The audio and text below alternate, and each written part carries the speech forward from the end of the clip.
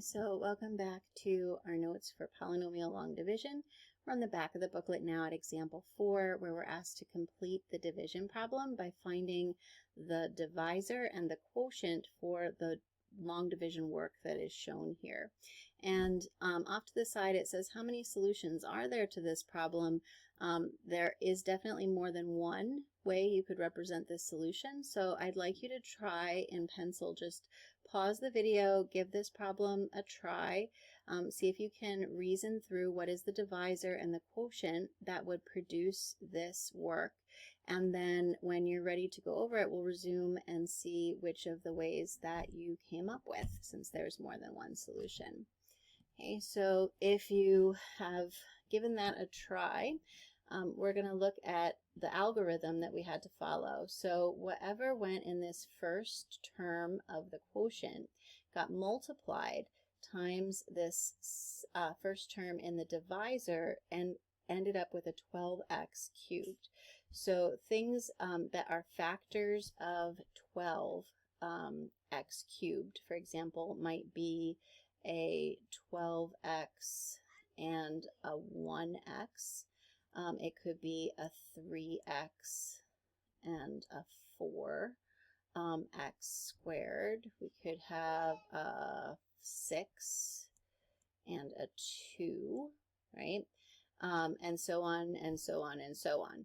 So if I think about those factors of 12, and the fact that I'm ending up with a linear down here at the bottom, right? So 24x plus 18 means that whatever my constant was at the end, I had to have multiplied it times something linear in the divisor to end up with a linear binomial just before my remainder.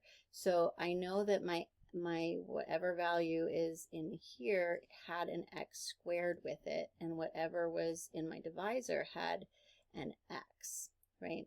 Now, if I were to put, say, the 12x and the 1x, so if I tried to keep it simple, so if I multiplied, say, 12 here, and then this was just my x, then 12x squared times x is 12x to the third. 12x squared times what would get me 9x squared. So that one is a little harder to think through because it's definitely not a whole number answer. So if you decided to go this route, because this route will actually get you a correct answer, the way that you would reason through that is to basically figure out what the fraction is. So if you had a 12 and you need to multiply that times some value so that it ends up equaling a 9, because that's what we have here in the work is a 9x squared. So 12 times what gets us a 9, and that would be, let's see, if we had a 4 in the denominator, 4 goes into 12 3 times, and 3 times 3 is 9. So that would be 12 times 3/4 is 9, right? Because my 4 goes into 12 3 times 3 is 9, which would mean this would have to, since that's a plus, this would be x plus 3/4. Okay, and if we use that, let's see if it works the rest of the way through.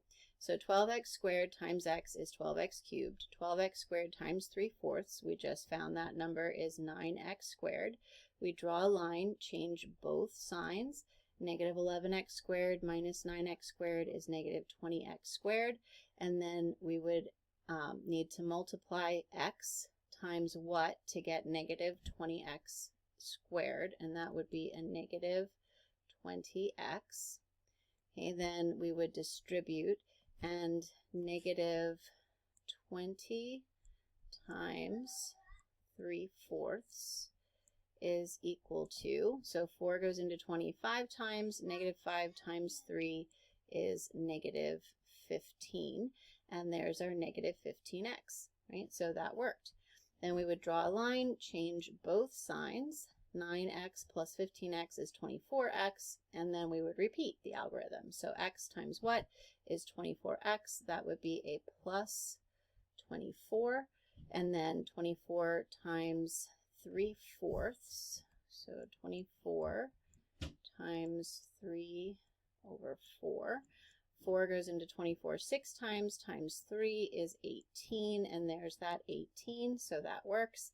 And then we draw a line, change both signs, and our remainder is 0.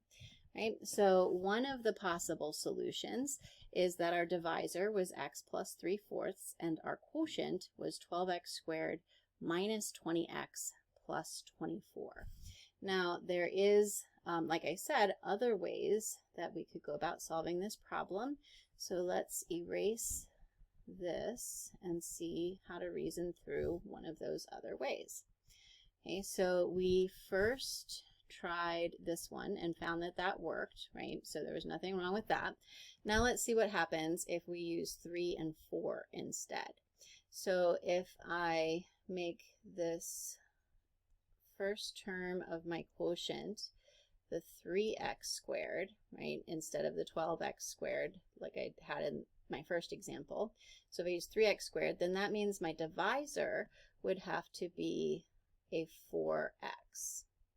Okay, and then when I multiply 3x squared times 4x is 12x cubed, so that works. Then 3x squared times what would give us this 9x squared, and that would be a plus 3. So if I do 3x squared times 3, there's my 9x squared. Then I draw a line, I change both signs. Negative 11x squared minus 9x squared is negative 20x squared.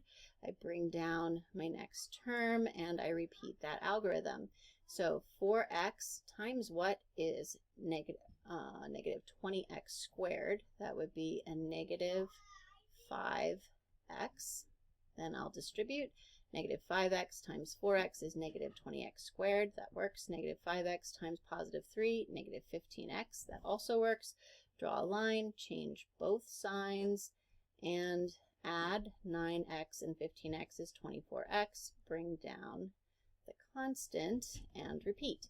So 4x times what is 24x? That would be a plus 6. Then 6 times 3 is 18.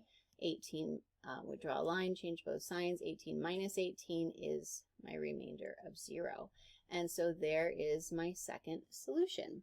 So if my quotient is 3x squared minus 5x plus 6, my divisor would have to be 4x plus 3 in order to make that work. So that would be two ways that we could do it. And if you are feeling up to it, you can go ahead and see if you can find any others that make that problem work. Okay, so go ahead and try the second problem in example 4 on your own. This time it's the opposite of what we just looked at. So instead of finding the divisor and the quotient when you're given the dividend, you're going to find the dividend when you're given the divisor and the quotient.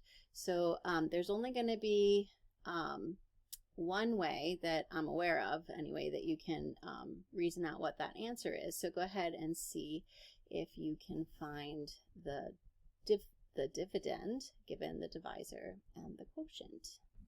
Okay, so hopefully you took a second to give that a try on your own.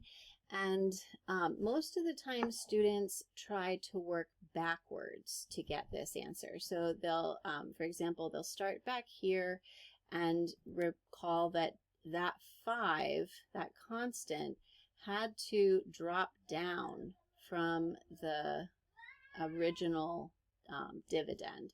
So it would have to end with a 5, right?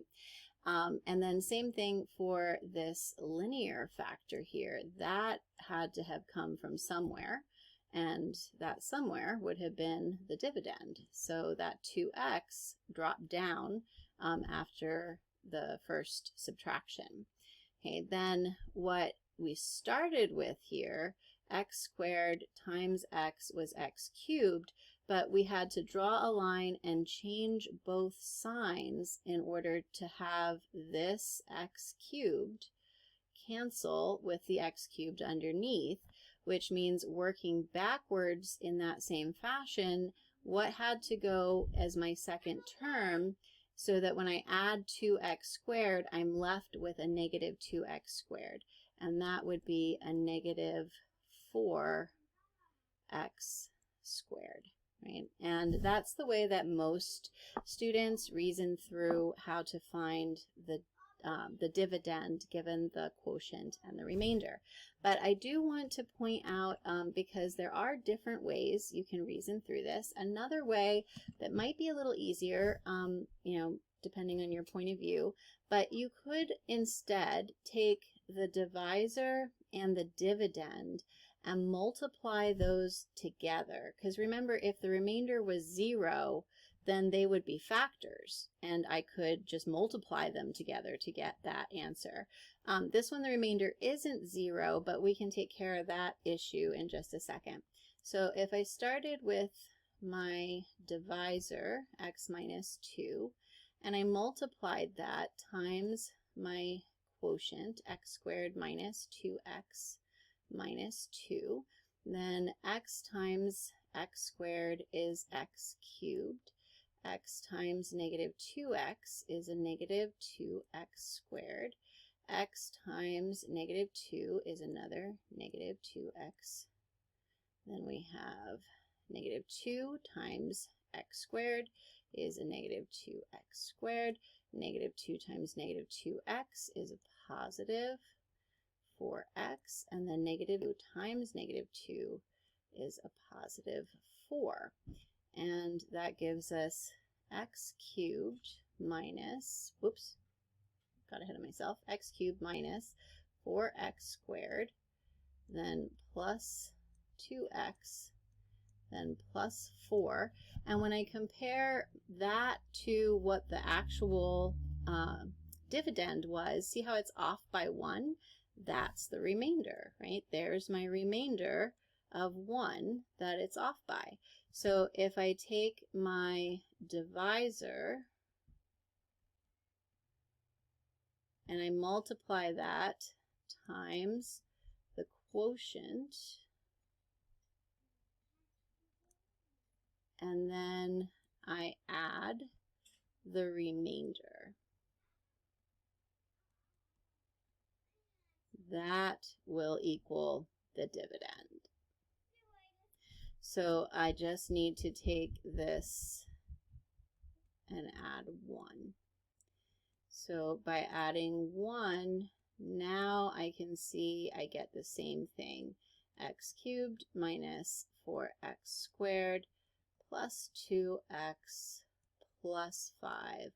And there is my missing dividend. And it matches what we found when we reasoned it out the other way.